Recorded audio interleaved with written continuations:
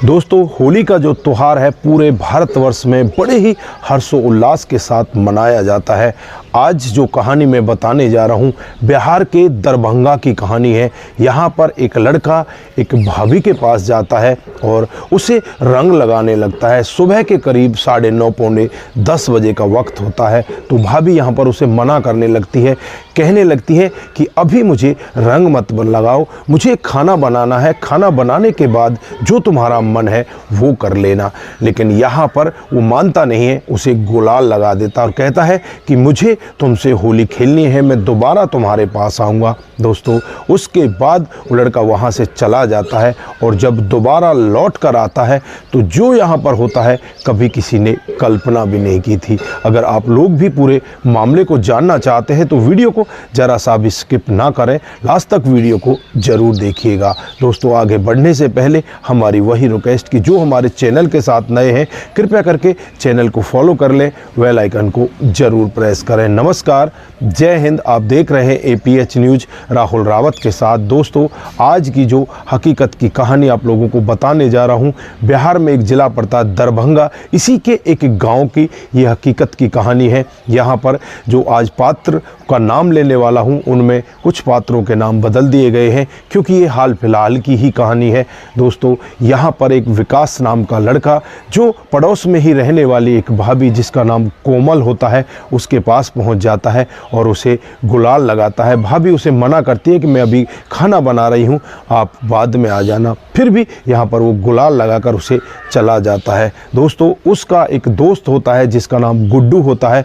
अब गुड्डू के साथ वो खूब मस्ती करता है और इनका जो एक घर होता है वो खेतों पर होता है। गांव से करीब 1 किलोमीटर की दूरी पर ये दोनों पहले ही प्लानिंग बना चुके होते हैं कि होली पर हमें वहाँ जाकर हुड़दंग करना, वहाँ जाकर मस्ती करनी है। उस सब के लिए पहले से ही वहाँ पर ये अपनी शराब की बोतल ले जाते हैं और वहीं पर ये मुर्गा ले आते हैं, मुर्गा को वहीं पर बनाने लगते हैं। दोस्तों, फिर वहाँ से ये थोड़ी देर के लिए गाँव में आते हैं और गाँव में आने के बाद यहाँ पर लोगों के साथ थोड़ी देर होली खेलते हैं। अब विकास का मन होता है कि क्यों ना उसी भाभी के पास जाया जाए। फिर उस भाभी के पास उसके घर जाता है तो भाभी घर के अंदर बंद होती है। दोपहर के करीब 1 बजे का वक्त रहा होगा। दोस्तों, वो भाभी को आवाज़ लगाता है कि भाभी आप निकल आओ जल्दी से और फिर हमें होली खेलनी है। तो भाभी यहाँ पर कहने लगती है कि विकास, मैं अब बाहर नहीं आ सकती, मेरा सिर बहुत तेज़ी के साथ दुख रहा है, मैं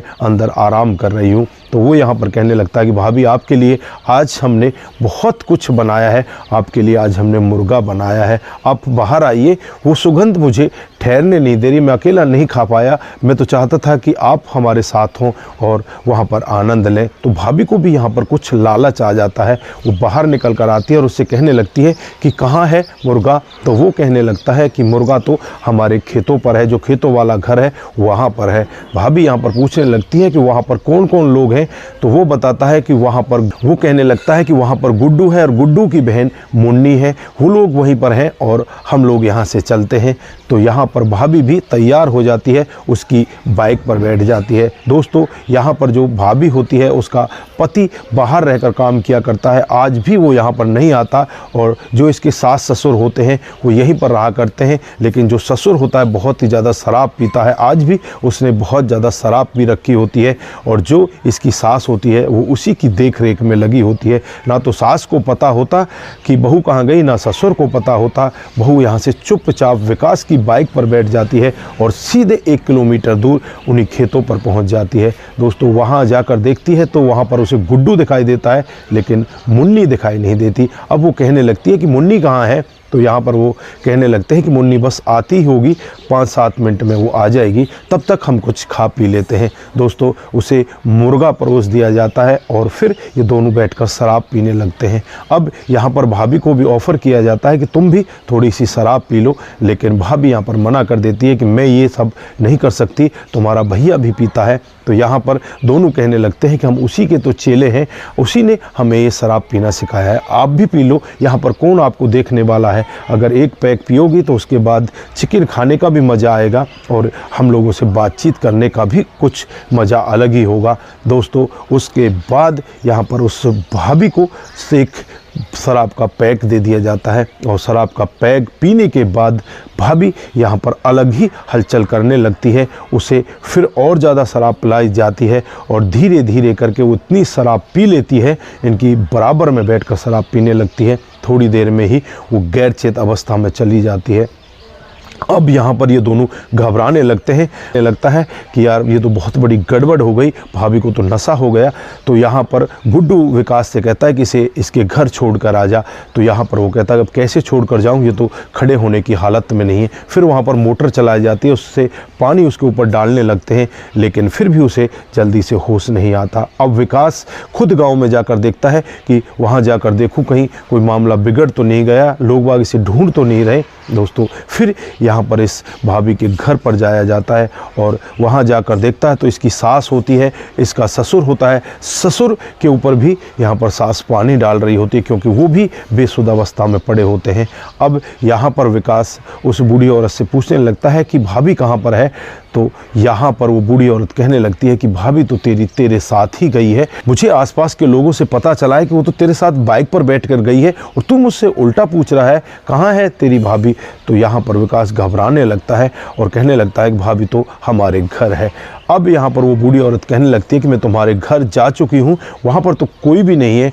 अब यहाँ पर विकास के हाथ पैर फूलने लगते हैं और वो सच बता देता है कि भाभी तो हमारे खेतों पर है, जो खेतों वाला घर है वहाँ पर है। दोस्तों अब यहाँ पर वो बूढ़ी औरत कहने लगती है कि वहाँ पर कौन कौन लोग हैं और तुमने उसके साथ किया क्या है।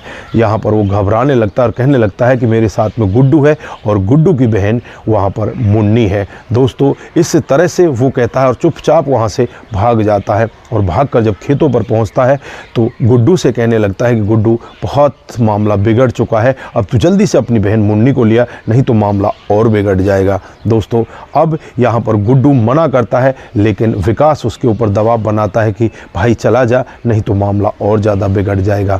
विकास के कहने पर गुड्डू सीधा अपने घर चला जाता है, अपनी बहन को पूरा वाक्य बताता है, उसके हाथ पैर जोड़ता है और उससे कहने लगता है कि बहन थोड़ी देर के लिए तू चल दे।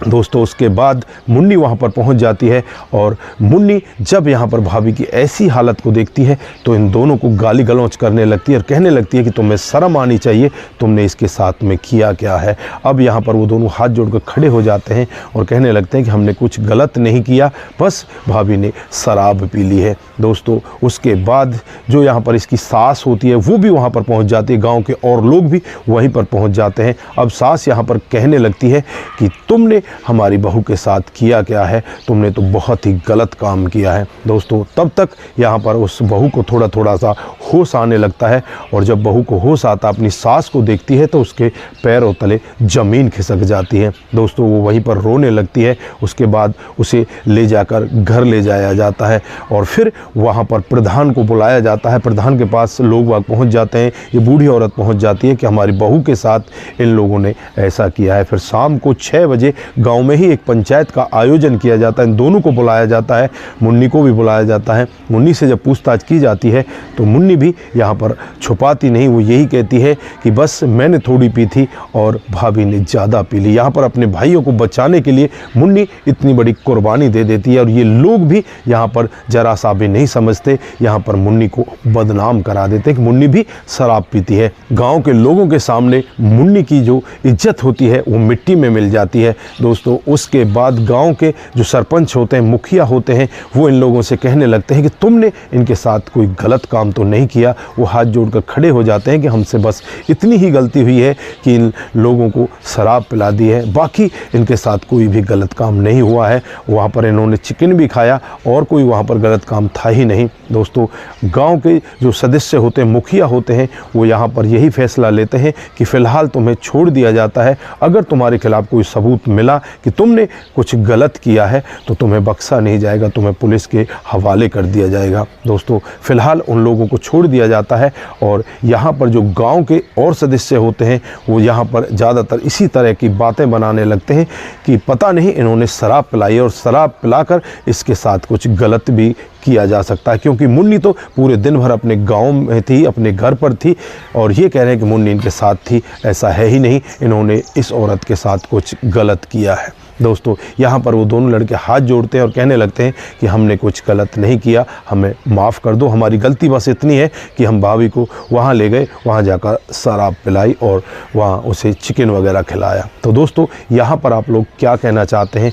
क्या इन्होंने ऐसा ही किया होगा या कुछ गलत भी ये लोग कर सकते हैं? लेकिन जो भी हुआ वो बिल्कुल गलत था। इस तरह से किसी महिला को अकेले खेतों पर ले जाना और उसके साथ इस तरह की पार्टी करना बहुत ही गलत होता है। दोस्तों फ़िलहाल यहाँ पर वो दोनों लड़के अपने अपने घर चले जाते हैं। मुन्नी अपने घर चली जाती है, भाभी भी अपने घर चली जाती है। तो दोस्तों ये थी आज की एक छोटी सी कहानी। आप लोगों को कैसी लगी? अगर आपको ज़रा सी भी अच्छी लगती है तो दोस्तों के साथ ज़रूर शेयर करके जाएं। दोस्तों आज के लिए बस इतना ही, फिर मिलते हैं किसी नए मोड के साथ। तब तक के लिए आप अपना ख्याल रखें, परिवार का ख्याल रखें, सतर्क रहें, सावधान रहें। नमस्कार, जय हिंद,